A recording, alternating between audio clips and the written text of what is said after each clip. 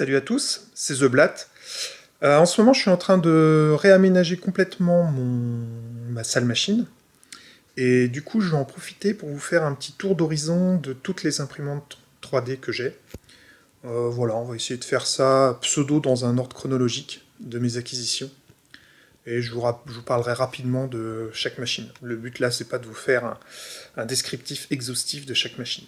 Eh ben écoutez, on se retrouve tout de suite après ça.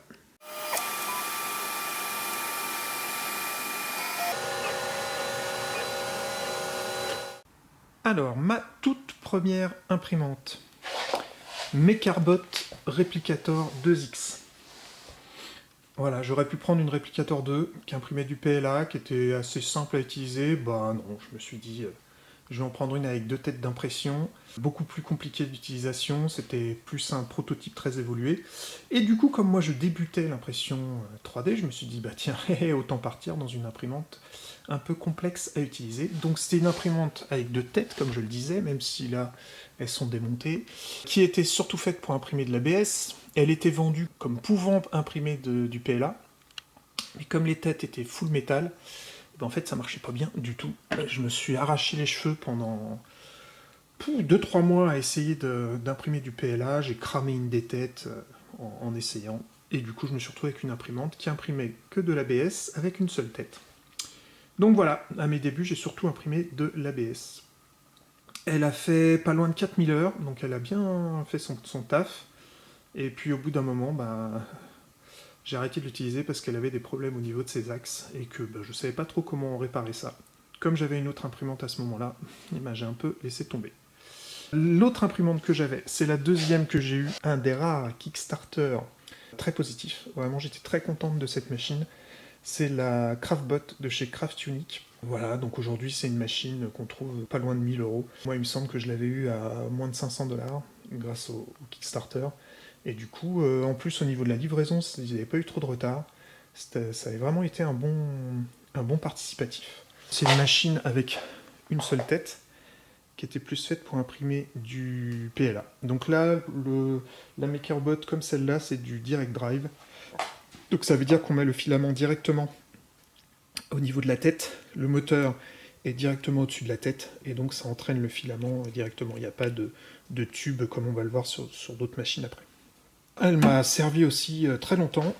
La dernière fois que j'ai essayé de l'utiliser, elle avait un souci, je sais plus quel souci elle avait. Il faut que je refasse le point. J'aimerais bien la refaire marcher en fait, parce qu'elle marchait vraiment bien. Ensuite, alors je suis pas trop sûr de l'ordre, mais si, je pense que j'ai acheté ensuite cette machine, la 3D Modular System. Donc ça, c'est une machine que j'ai achetée à des fabricants français, des monteurs de machines en fait. Ça a été ma première machine avec un grand plateau, puisque là on est sur si mes souvenirs sont bons, sur du 30 de largeur par 25 de profondeur, et pour une hauteur de, je sais plus si c'est 30 ou 40 je crois. Donc c'était vraiment ma première grosse machine. Alors avant d'avoir cette machine-là, j'avais quand même eu une Ultimaker 2 pendant un temps. Une machine qu'une boutique avait récupérée, enfin bref, c'était du recyclage. Cette Ultimaker 2, je l'ai utilisée un temps, puis après je l'ai revendue parce que je sais plus pourquoi, parce qu'elle devait m'agacer, j'imagine. Bref, donc en tout cas, j'ai acheté celle-là ensuite parce que j'avais besoin rapidement d'une grande machine. J'ai cramé sa carte. Normalement, j'ai tout ce qu'il faut pour la remettre d'aplomb, sauf que j'ai jamais pris le temps de le faire. Et vous allez vous rendre compte que j'ai pas mal de machines qui sont dans ce genre d'état parce que j'ai pas le temps de m'en occuper. Donc après cette machine, je suis parti sur la Wimbo SH105. Donc ça, en fait, je l'ai commandée, elle était même pas en France. J'avais repéré ça sur un site chinois, je leur ai demandé de me l'envoyer pour la tester. Et du coup, ils m'en ont envoyé une, ça m'a bien coûté une blinde entre les frais de port, les frais de douane, etc. Mais alors par contre, c'est une super machine qui marche très bien. Dès que vous la sortez de la boîte, vous réglez rapidement le plateau et c'est parti. Elle est capable d'imprimer même quand le plateau est pas bien réglé. Elle est super facile à transporter. D'ailleurs, vous pouvez la transporter pendant qu'elle imprime. Alors, évidemment, il faut qu'elle reste branchée. Hein. Mais voilà, vous pouvez la soulever pendant qu'elle imprime, la poser un peu à côté, la bouger, elle s'en fout complètement. Et du coup, ben, hop, vous voyez, il y a ces petites sœurs. Cette machine, j'ai trouvé tellement bien que je l'ai conseillé à une boutique d'impression 3D à côté de chez moi. Et puis du coup, il en a commandé. Alors lui, il n'a pas eu un super succès avec, mais du coup, j'en ai acheté 2 autres. Et c'est vraiment des petites bécanes super pratiques. Je les ai donc du coup depuis longtemps et je les utilise encore. Avec différentes tailles de bus, puisque j'en ai plusieurs. Et elles marchent toujours nickel. Ensuite, j'avais reçu un gros machin. Ça, la Triumph 3D, qui était une imprimante Delta. Alors ça, c'était aussi un participatif. C'est une machine que j'ai très très peu utilisée, quasiment pas, parce qu'en fait, j'ai tellement utilisé des machines cartésiennes que j'ai pas du tout l'habitude de l'utilisation d'une Delta, et du coup, j'ai jamais pris le temps de me pencher dessus. Alors c'est un peu dommage parce que là, ouais, vous le voyez, elle a une tête normale, mais j'ai aussi une tête qu'on appelle une tête diamant, qui est en fait une tête qui permet de faire venir 3 filaments dans une même buse, et du coup de pouvoir faire des mélanges, etc. Donc voilà, j'ai suivi un petit peu les aventures d'autres personnes qui avaient participé pour cette machine, qui ont eu de très bons résultats avec, mais moi j'ai jamais pris le temps de m'en occuper. Ensuite, je suis passé au CR10. Voilà, il y a Creality qui a sorti ses CR10, plateau de 30-30, voilà, hauteur de 40, donc c'était plutôt cool. Je suis en train de regarder le plateau, peut-être que le plateau de la Modular System est un peu plus grand en largeur quand même, mais bon. Donc ça, des CR10, j'en ai acheté 3.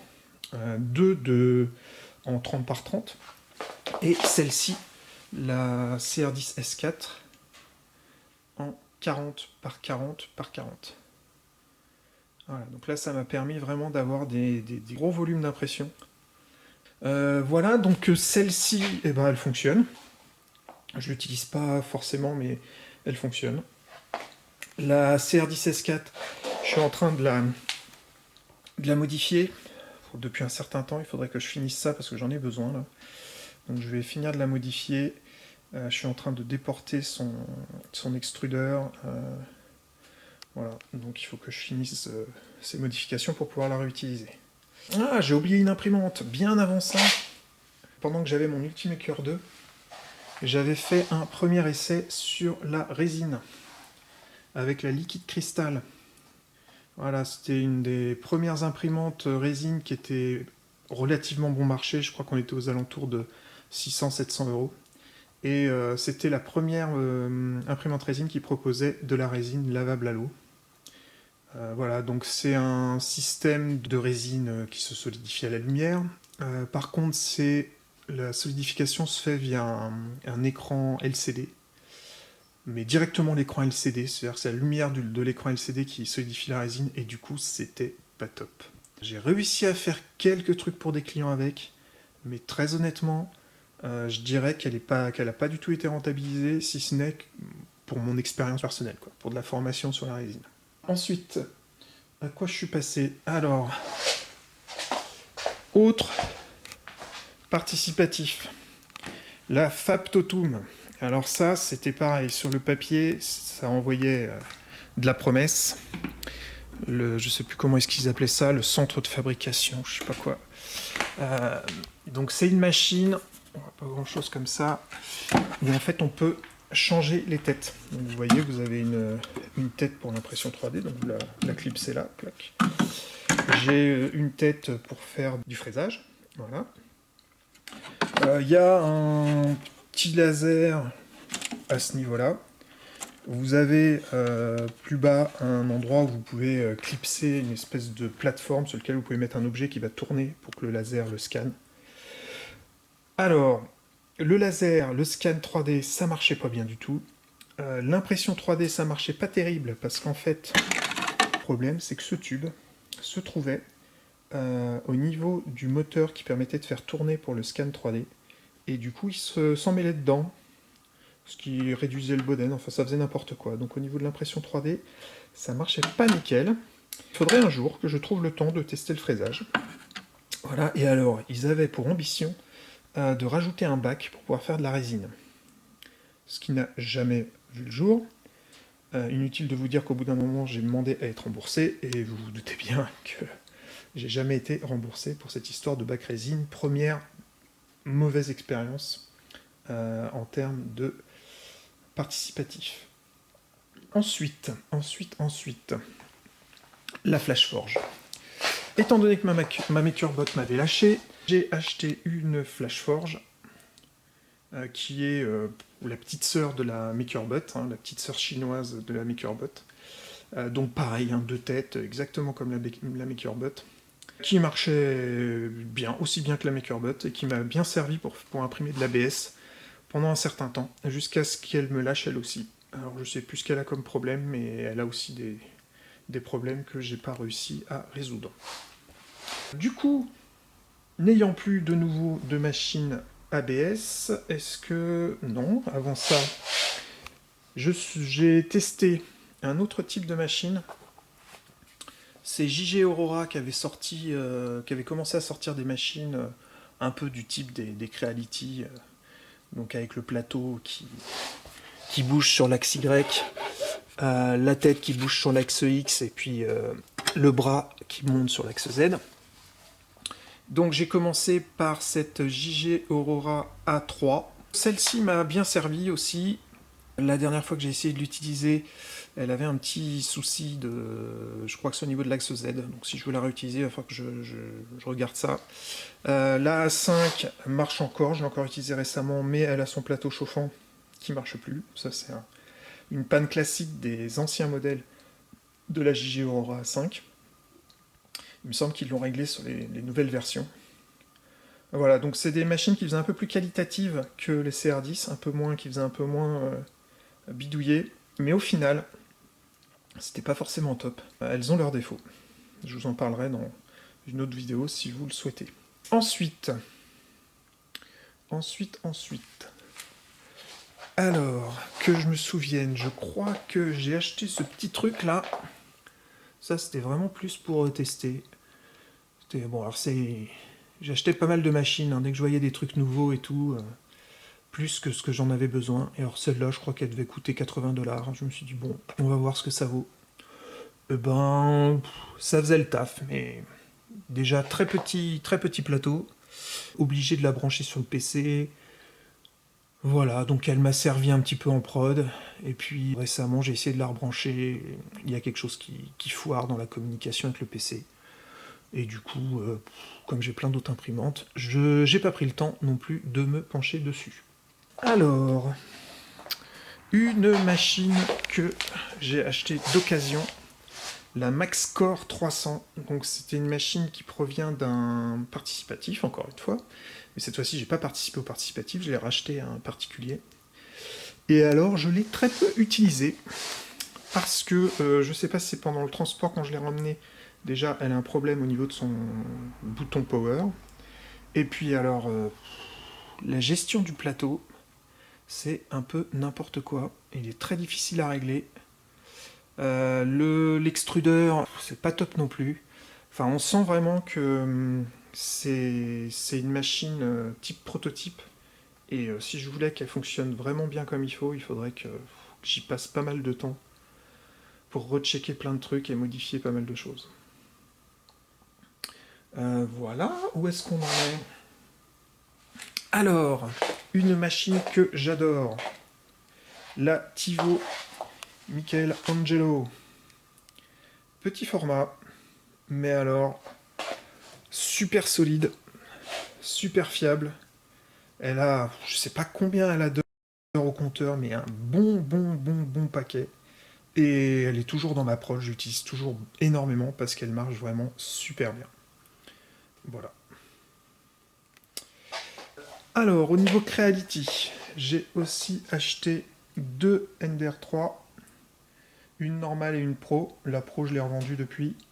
La normale, elle m'a imprimé des très beaux trucs, comme par exemple ce buste de Hulk. Mais bon, elle a ses défauts, comme toutes les Creality. Je m'étalerai pas dessus là durant cette vidéo.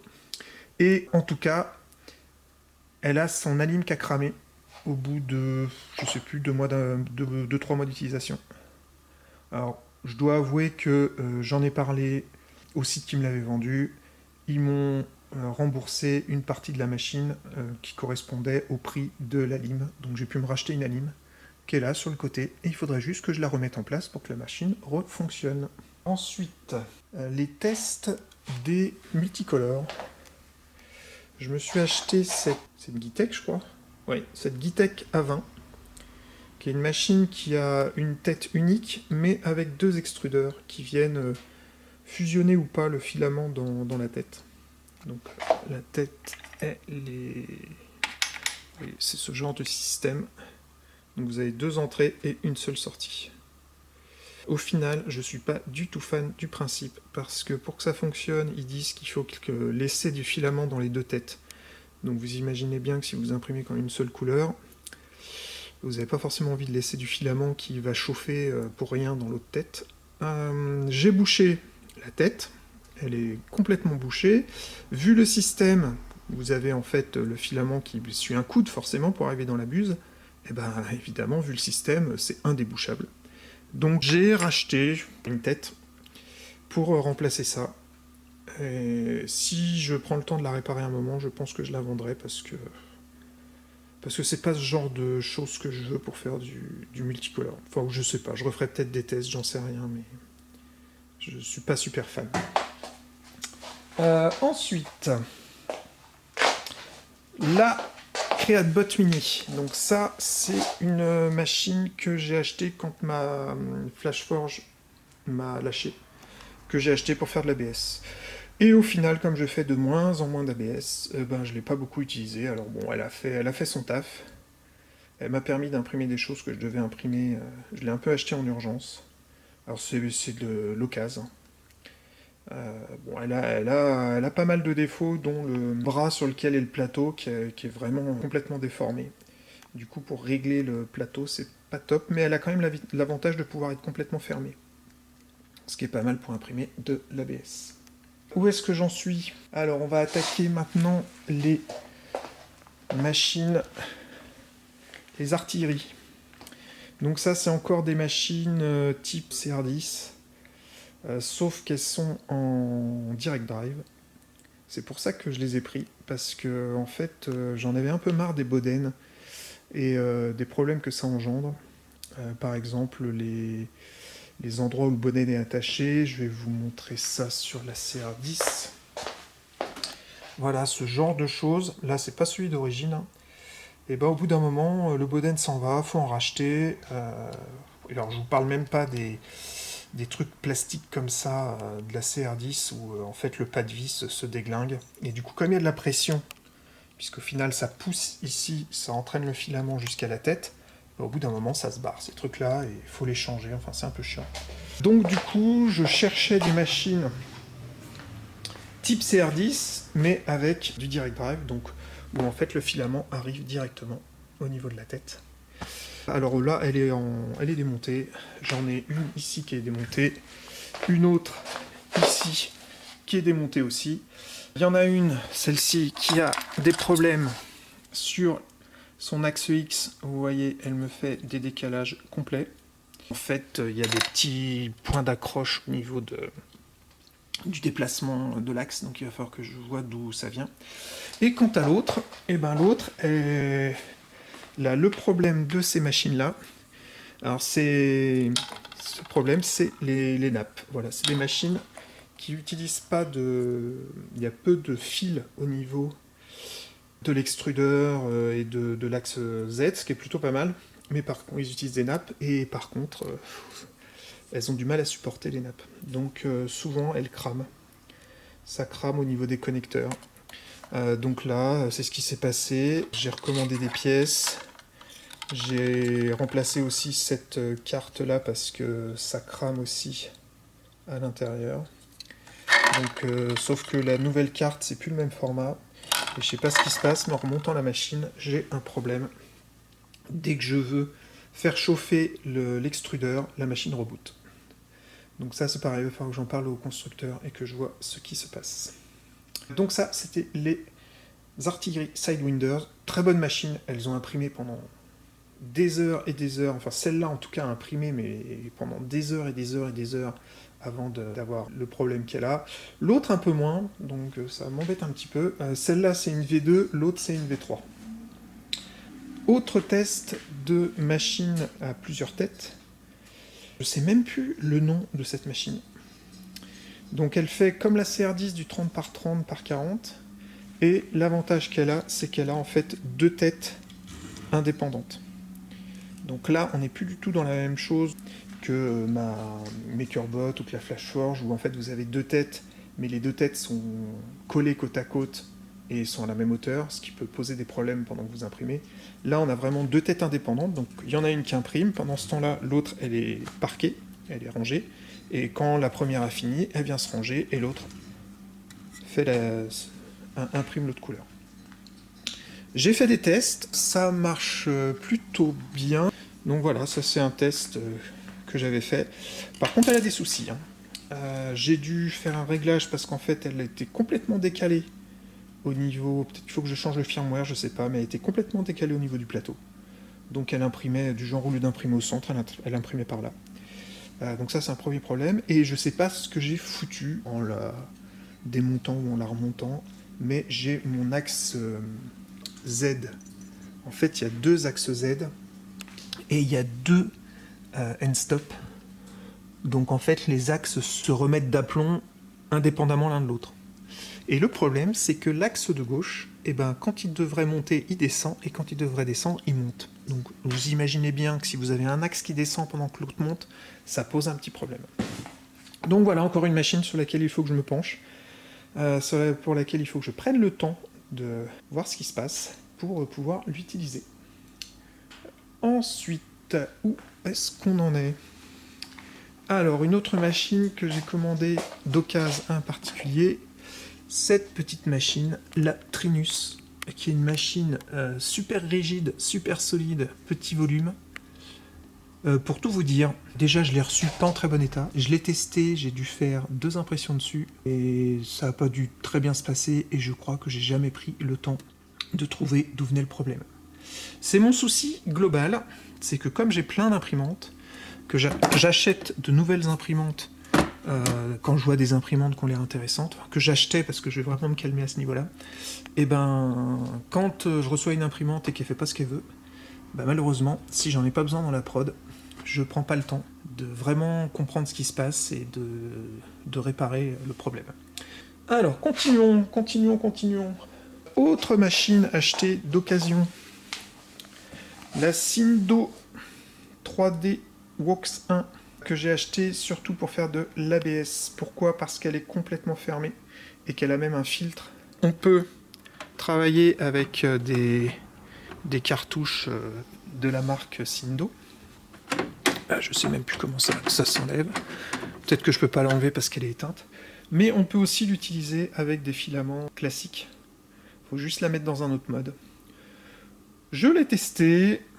Ça a un petit peu merdouillé, et encore une fois, comme j'imprime pas beaucoup d'ABS, devinez quoi? J'ai pas réglé le problème. Donc voilà, encore une machine sur laquelle il faut que je passe du temps pour la faire fonctionner comme il faut. Enfin, elle marche, elle est pas en panne, hein, c'est vraiment une histoire de réglage. C'est tout. Alors, ensuite on va arriver sur les dernières acquisitions. Avant tout ça, on a mon passage un peu plus important à la résine, avec une Formlabs Form 2 assez chère, mais vraiment qui marche super bien, qui donne des résultats réguliers. Alors la résine coûte cher, les bacs coûtent cher, c'est vraiment de la machine pour les entreprises. Mais pour l'instant, j'ai eu une déconvenue au début, puisque c'est une machine qui était en refurb, qui a été encore une fois récupérée par un magasin, et du coup qui l'a remis d'aplomb, ou c'était peut-être une machine de démo, je sais plus. Donc j'ai eu un problème au début. En fait, le laser avait un problème de faiblesse. Ça a été long pour que Formlabs me demande de rapatrier la machine. Ils ont récupéré la machine, ils m'ont changé le laser, et puis ils me l'ont renvoyé. Voilà, donc tant que la machine est garantie, chez Formlabs, au niveau du SAV, en plus, ça se passe plutôt bien. Quand la machine n'est plus garantie, je peux pas vous dire, parce que pour l'instant, c'est pas encore arrivé. Ensuite, du coup, les machines les plus récentes. La Anycubic Chiron, J'ai profité d'une bonne phase de solde chez Anycubic pour l'acheter. C'est du 40 par 40 par 40 et elle est vraiment top. En ce moment, elle imprime quasiment 24 heures sur 24 parce que j'ai un gros projet. Et pour l'instant, je croise les doigts. J'ai pas de soucis avec. Vraiment, ça marche du feu de Dieu. J'en suis très content. Le plateau d'accroche est super. Ça marche nickel. Pas besoin de rajouter ni de lac ou quoi que ce soit. Ça accroche bien. Elle chauffe. Le plateau chauffant chauffe super vite. Vraiment, ça marche super bien. Alors ensuite, repartons par là-bas. Hop, petit achat d'occasion bien sympa. J'ai profité d'une bonne offre sur du coup une Ultimaker 3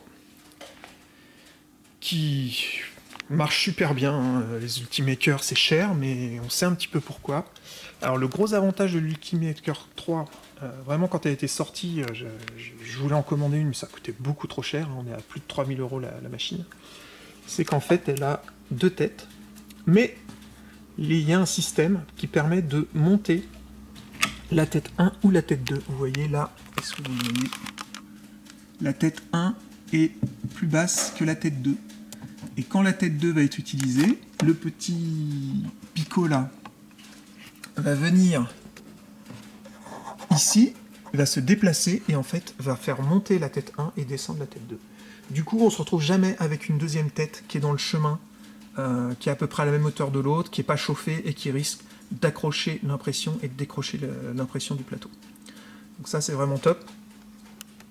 Un plateau vert qui marche super bien. J'ai pas besoin de rajouter ni lac ni colle pour que ça colle bien au plateau. Et alors, elle a un système d'auto-leveling. C'est-à-dire qu'à chaque fois que je lance une impression, la tête descend jusqu'au plateau et fait ça à plusieurs endroits pour vérifier que le plateau est bien plan. Ou alors, s'il ne l'est pas, pour arranger le déplacement de la tête en fonction de l'inclinaison du plateau. Et ce qui est très bien, c'est que ça se fait par le toucher en fait. La tête d'impression, la buse, vient toucher le plateau vert, et du coup c'est le fait que ça touche qui indique la hauteur, et du coup ça pose aucun problème. Voilà, c'est pas du capacitif merdique qui marche pas bien. Donc Ultimaker, je pense que c'est cher pour ce que c'est. Pour moi, la Ultimaker, c'est un petit peu Ultimaker, c'est un petit peu l'Apple de l'impression 3D, c'est-à-dire qu'ils ont créé toute une gamme. Voilà, ils ont fait des machines qui ont un certain look. Ils se sont focalisés surtout sur les entreprises, et du coup, ils vendent des machines qui sont assez chères. Je pense qu'elles pourraient être un petit peu moins chères par rapport à ce qu'il y a dedans, mais ça reste super fiable. Alors, elle a un petit souci quand même. Régulièrement, elle me dit qu'elle a un problème de communication avec la tête d'impression. Donc il va falloir que je m'en occupe parce que souvent je dois la redémarrer pour lancer une impression. Donc il va falloir que je vois ça avec Ultimaker pour voir ce qui se passe. Autre point, c'est la seule machine avec la 3D Modular System qui utilise du filament 3 mm. Voilà, les autres c'est du 1,75. Donc ça me force à avoir et du 3 mm et du 1,75, ce qui fait au bout d'un moment un bon gros paquet de filaments. Ensuite, on va finir par mes machines résine, les dernières que j'ai achetées. On a donc la Elegoo Mars. Voilà, machine que j'ai achetée directement à un moment où elle était pas chère. Alors la Formlab, c'est toujours de la résine qui durcit à la lumière, mais elle, c'est via un laser. Voilà, donc il y a un laser qui se déplace et qui durcit la résine qui est dans le fond du bac. Voilà, puis après ça monte et ça resolidifie une nouvelle couche. Au niveau de la Elegoo Mars, là on est dans un nouveau type de machine, c'est-à-dire que c'est pas des machines comme la Liquid Crystal qui elle utilise un LCD. Là on a en fait des lampes UV qui vont du coup beaucoup plus facilement solidifier la résine, des lampes UV qui sont dans le corps de la machine, qui vont projeter de l'UV, et en fait l'écran va juste servir de masque. C'est-à-dire qu'il va laisser passer les UV à certains endroits et ne pas laisser passer les UV à d'autres endroits. Donc ça veut dire que c'est des UV qui vont venir solidifier directement la résine, ce qui va être beaucoup plus efficace qu'un écran LCD qui la plupart du temps manque un petit peu de pêche. La SparkMaker, c'est la première que j'avais commandée via un participatif, mais qui est arrivée après la Lego Mars. Voilà, donc plus petite plateforme, plus petit volume d'impression, pas d'écran. Voilà, de toute façon, toutes les 4 machines que vous voyez là, j'en parle dans une autre vidéo où j'ai fait un comparatif. Voilà, donc après on a la Photon S et la Orange 30 de chez Longer, Photon S de chez Anycubic. Ok, donc ça c'est les dernières machines résine que j'ai achetées. Et enfin la dernière machine que j'ai achetée, c'est cette JG Aurora Magic Maker, je crois. Donc c'est un peu une machine type Ender 3. En tout cas au niveau des volumes d'impression, on est pareil. Mais il y a de bonnes choses. Le fait que tout soit mis dans un bloc en dessous, la tête d'impression où en fait vous avez qui est branché via un câble comme ça, du coup c'est beaucoup plus facile à démonter. Voilà, l'extrudeur qui marche bien. Pour l'instant j'en suis content. Elle me sort des trucs assez chouettes. Je crois qu'on a fait le tour. Ça fait quand même un paquet de machines. Ah non, j'ai pas parlé de ces deux petites là. La Gitech E180, voilà, j'ai eu pareil une très bonne promo, donc je me suis dit pourquoi pas essayer. Elle est... Alors j'ai fait des tests dessus, ça imprime vraiment bien. Par contre, j'ai mon écran qui a rendu l'âme, mais alors genre 15 jours après l'avoir reçu. Et donc du coup, le fabricant ou le magasin, je sais plus, il me renvoyait un écran. Donc il faut juste que je la démonte et que je change l'écran, et puis ça sera reparti. Et enfin la EasyThread X1. Alors ça c'est vraiment de la curiosité. C'est le fabricant qui m'avait envoyé un mail pour savoir si ça pouvait m'intéresser. Et du coup je lui ai pris un échantillon. Alors, bon, ça c'était pas gratos, hein. Je suis pas encore assez connu au niveau de YouTube pour qu'on m'envoie les machines gratuitement. Et du coup je voulais faire une petite vidéo pour voir ce que valait une machine à moins de 100$ hors promotion. J'ai commencé à faire des rushs, mais j'ai eu un souci, j'ai pas réussi à imprimer une pièce complète. Et il semblerait qu'il y ait un problème au niveau de la ventilation, d'après ce que m'a dit le fabricant. Donc il faut que je démonte ce bloc, et que je vérifie que les ventilateurs sont bien branchés, pour pouvoir finir ma vidéo. Voilà, on a fait le tour. Donc 29 imprimantes FDM, et 6 imprimantes résine. C'est un peu n'importe quoi. Donc cette année, je vais me calmer sérieusement sur les achats de machines. Parce que je pense que j'en ai suffisamment, surtout si je répare celles qui ont besoin d'être réparées. Je pense que ce serait une bonne idée de me focaliser un peu plus là-dessus, réparer quand il y a un problème. Je vais vous mettre dans la description la liste des imprimantes, avec des liens de celles qui sont encore trouvables dans le commerce. Et du coup, si vous souhaitez que je fasse un focus un peu plus détaillé sur telle ou telle machine, n'hésitez pas à me le mettre en commentaire. Et puis si j'arrive à trouver le temps, je vous ferai une petite vidéo qui détaille un peu plus la machine, et surtout je vous ferai mon retour d'expérience d'utilisation avec cette machine. Et bien voilà. Comme d'habitude, je n'ai qu'une chose à vous dire, soyez créatifs, et à très bientôt, ici même, pour une nouvelle vidéo. Ciao!